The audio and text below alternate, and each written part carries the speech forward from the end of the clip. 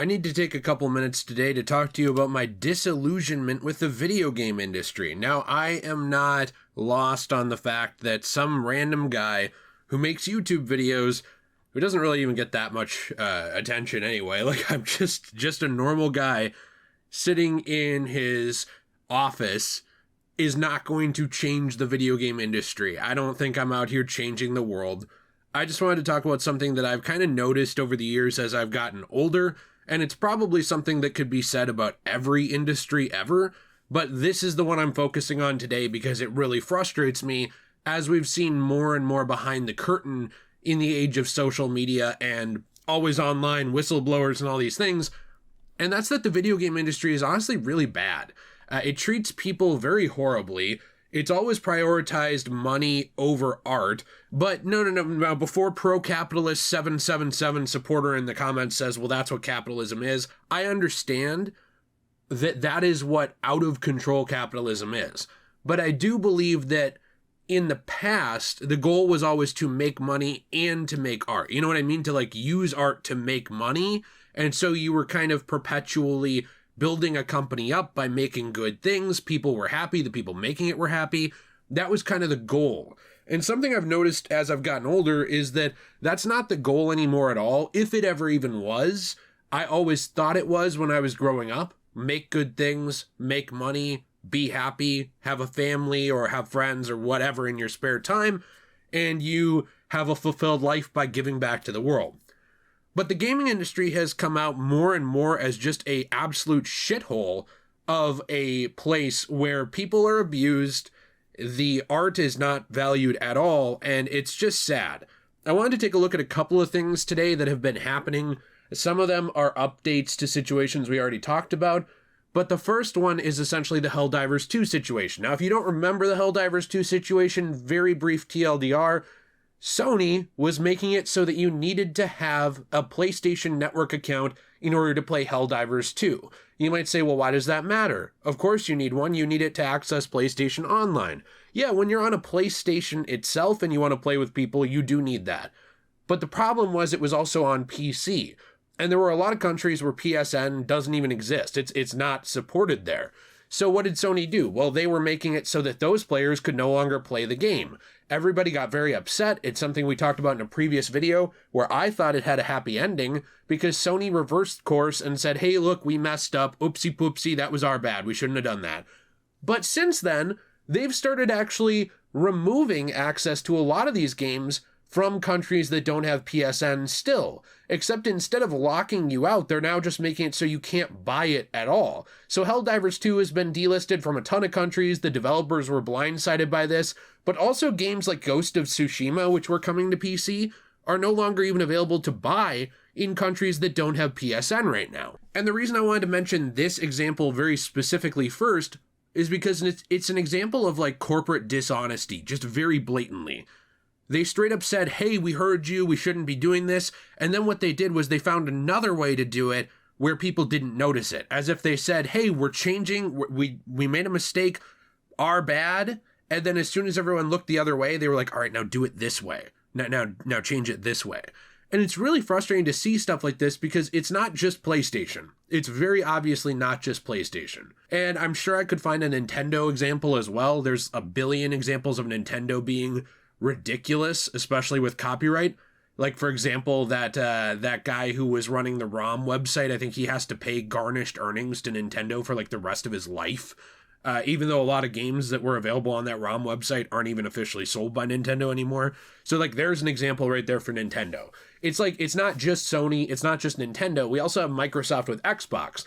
Microsoft with Xbox spent billions of dollars acquiring a ton of studios. And while unfortunately there will be closures eventually when there are acquisitions, the understanding when you are being acquired as a company is that you're being put under this bigger publisher umbrella so that you have more access to resources. They're going to take a huge cut of the profits, obviously, but you're supposed to be safer. You're supposed to be more able to focus on doing the work because you're not worrying about not being able to pay the electricity bill. But Xbox just shut down a ton of their game studios, including Tango Gameworks, which, if you don't know, created Hi-Fi Rush. And the next day, the head of Xbox Game Studios, Matt Booty, funny name I'll always laugh at because I'm like 12, claimed that Xbox needs smaller games that give them prestige and awards.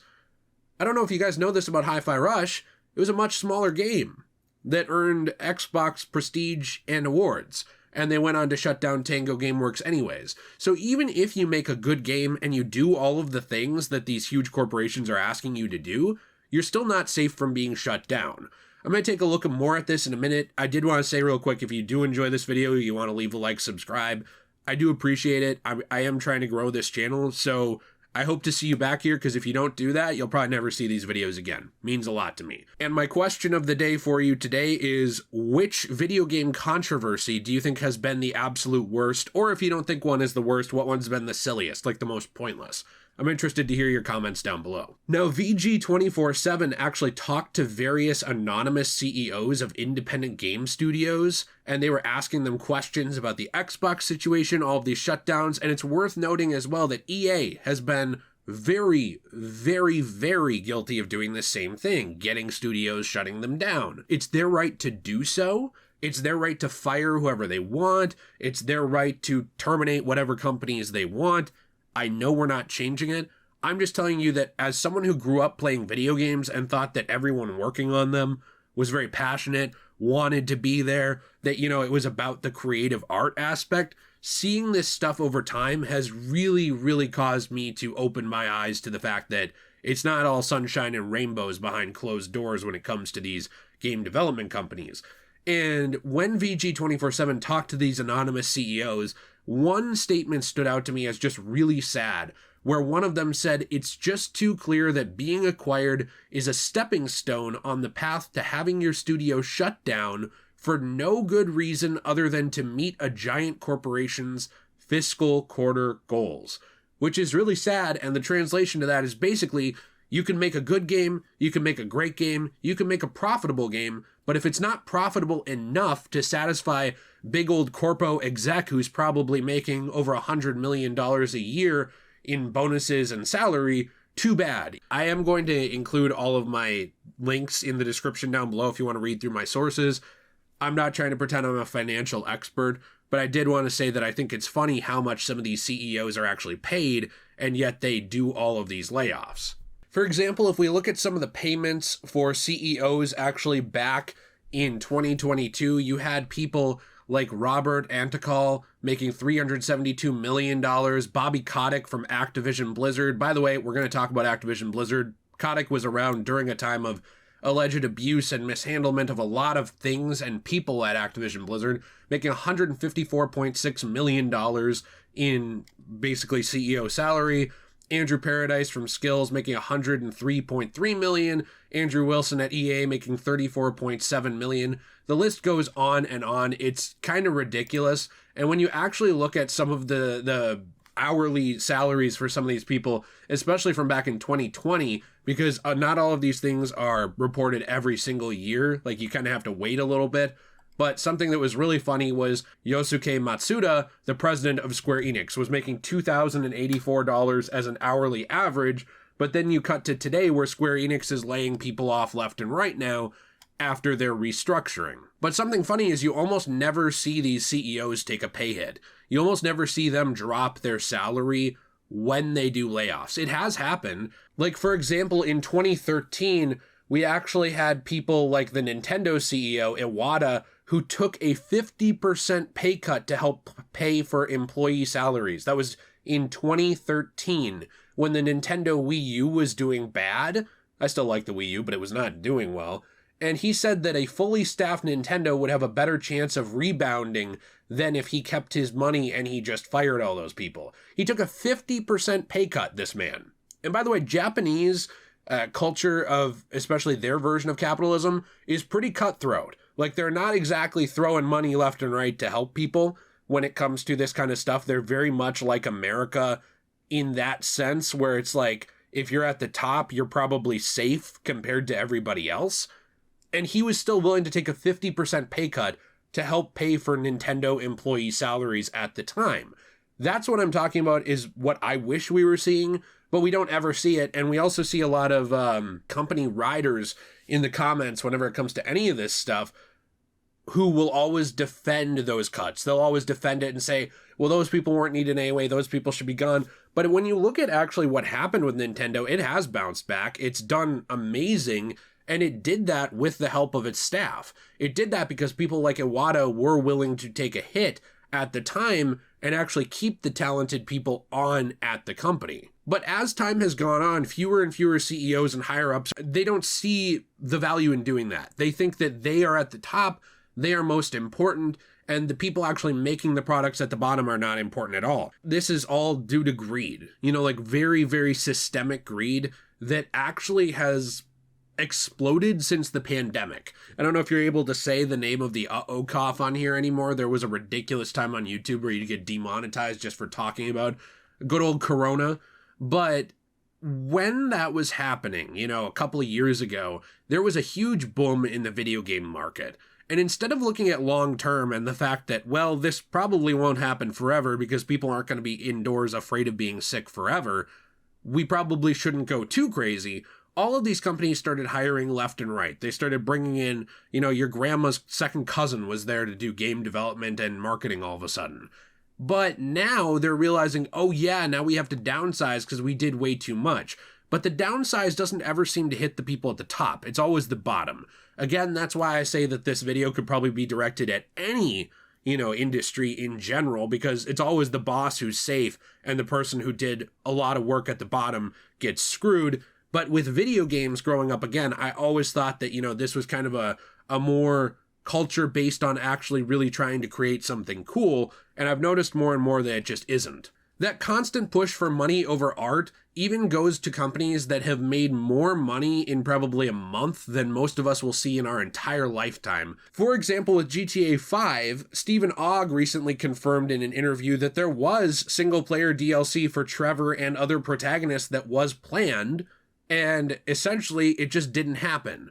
And there was a lot of other talk about this as well, but the kind of consensus was it was because they went with GTA Online, which is something that I believe Rockstar and a lot of people around the company denied before. But now you even have voice actors and likenesses of characters coming out and saying like, hey, yeah, like we did work on this. There was work done for this. And they basically decided to go with this other thing. This is something I actually want to cover for a Rejected Media episode in the future, but it's just another example of even a company that makes so much money, they're not willing to put some of that money back into the art. Instead, they just abandoned the art that they were in the middle of making because it wasn't financially viable enough to make. Basically, they didn't think it would make enough money, so instead they'd rather take the money they had and run and start their next project. And everybody's already eating it up and doesn't care because they're excited for GTA 6, so they don't care about the neglect towards GTA 5 single player. The final point I wanted to mention with the video game industry that really frustrates me is that the work culture in a lot of these companies is horrendous. Like, for example, Konami was outed for bad behavior allegedly following Hideo Kojima's exit from the company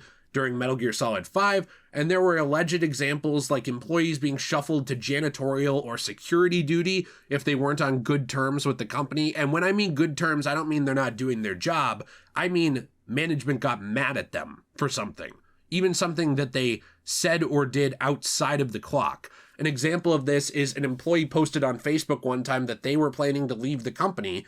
Now, however you feel about that employee saying that, you might think, well, that's, unprofessional.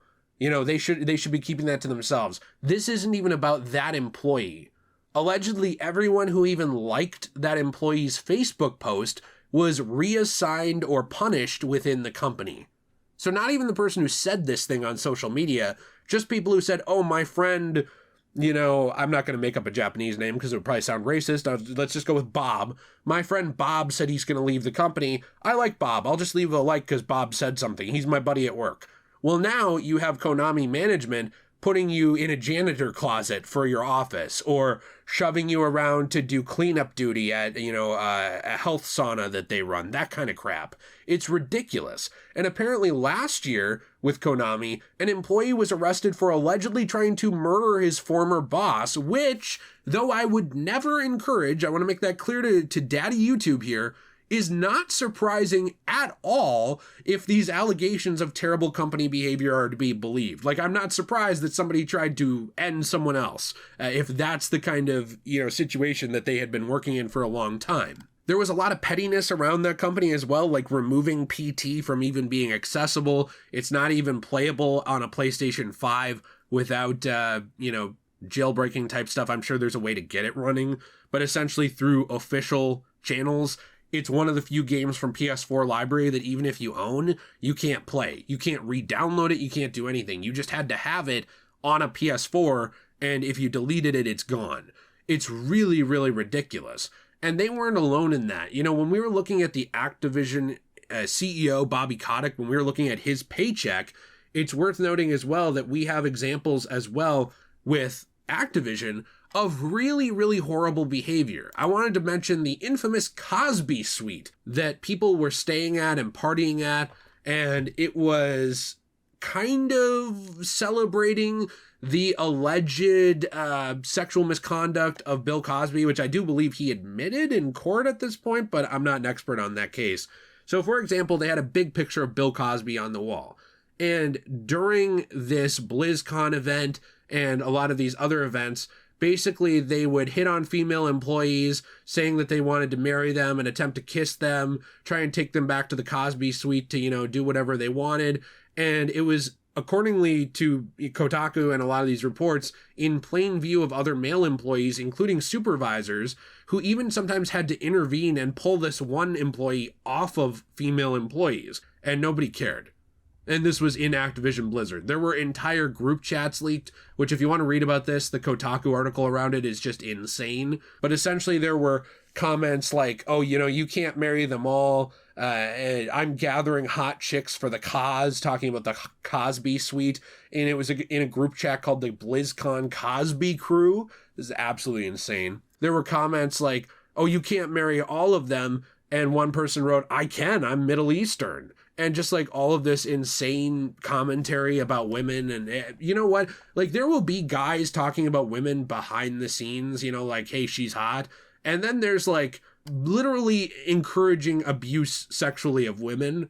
And this leans much more into that. This is not like locker room talk or like, hey, buddy, have you seen Susie? She's real hot. You should go flirt with her. This is like, I'm groping people. I'm grabbing people. I have to be physically pulled off of people. This was all happening under Bobby Kotick as the CEO, by the way. So that's my point, is like you have this culture of abuse. You have this culture of finance and profit over art. You have this culture of disgusting behavior. And this is the video game industry. And then you have all the people at the bottom who are just trying to make good games for the rest of us, who just want to make cool stuff and have fun. They like these same kinds of things as us. It's really disappointing. I don't really know what the actual way to fix it is. I'm sure it would take a whole massive culture change and a lot of people smarter than some guy sitting in his office complaining about it in order to change these things. But it's very, very sad to see the way that people were being treated. There were so many sexual harassment allegations in these companies. And I guess it's just really, really sad to see the way that these companies have been treating their employees, their products, their fans, the constant lash out at fans, the constant, like the Pablo Hidalgos of the world when it comes to Star Wars, where there's been all these allegations of like, just kind of talking back to fans and being a dick. These people like even Brian Azzarello, someone who I respect in the comic book industry, who when questioned in the middle of a comic panel about the Batman Killing Joke movie, yelled out and called someone a pussy. Like there's all of this, like the people who are representing these companies are always lashing out at the fans. They're always lashing out at each other. They're always attacking each other. There's bad stuff going on behind the scenes. It's just sad to watch this.